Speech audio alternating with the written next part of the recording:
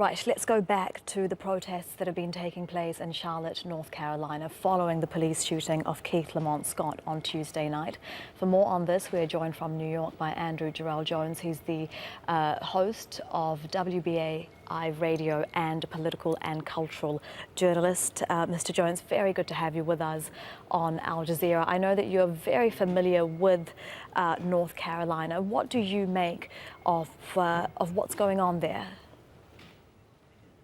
Well, it's great to be with you, Stephanie. And this is just a result of the tension rising not only from the shooting of Mr. Scott, but from years of tension in the community in regards to police relations with the Black community and with minorities in general. And what we're seeing right now is a clear tipping point, a clear zenith of this tension, of this boiling contention between the community and the police. And we're seeing it transpiring throughout the night with, sadly, one civilian getting killed, albeit through another civilian, and a police officer getting injured. So this is the result of not only of what took place on Tuesday evening, but what has taken place for many years throughout the history of Charlotte.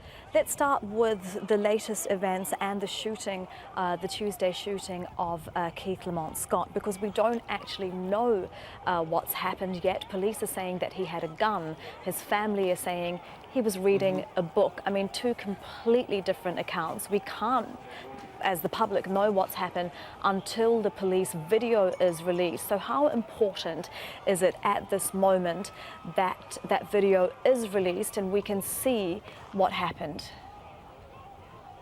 Well, it is so essential to knowing what actually took place, because we've already had another case of a they said, where honestly no one knows what happened outside of the policeman that did the shooting in terms of what happened on Tuesday with Mr. Scott, because only he knows what took place in that tragic episode.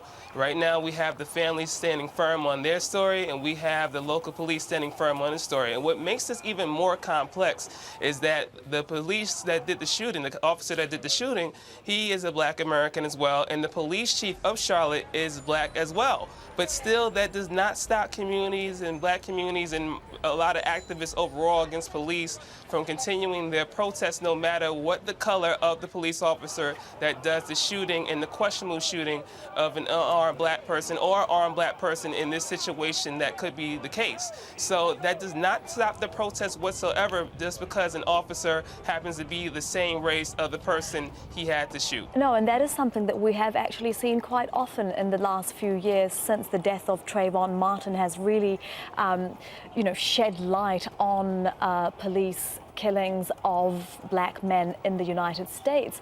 Often the police officers have actually been of color themselves. So what needs to be done then now, do you think? Because it's been 4 years of the Black Lives Matter movement. There have been so many more killings, so few officers involved have been indicted or charged. What needs to happen now, do you think? Well, Stephanie, I have a lot of close family in Charlotte, particularly my uncle who's a pastor down there who works on community relations.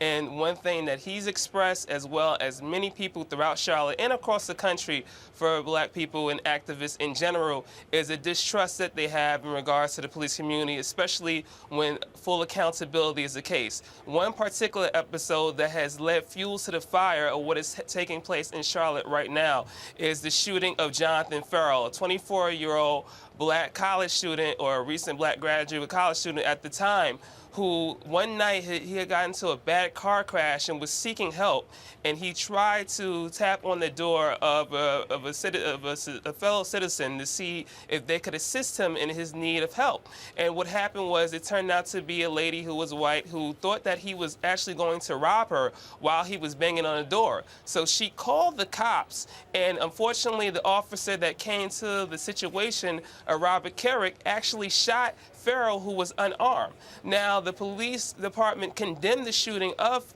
Kenrick on Farrell, and people in Charlotte really thought that this would finally be justice, that this was a clear-cut case, that justice would take place. Unfortunately, Officer Kenrick never served a day in jail for the shooting, and in fact still served on the police force up to last October. In fact, ironically enough, the one-year anniversary of him resigning from the police force because of the contentious issue of him not spending a day in jail and him getting a mistrial in his case led to so much protest in Charlotte and has been a cause as another reason why everything is transpiring right now.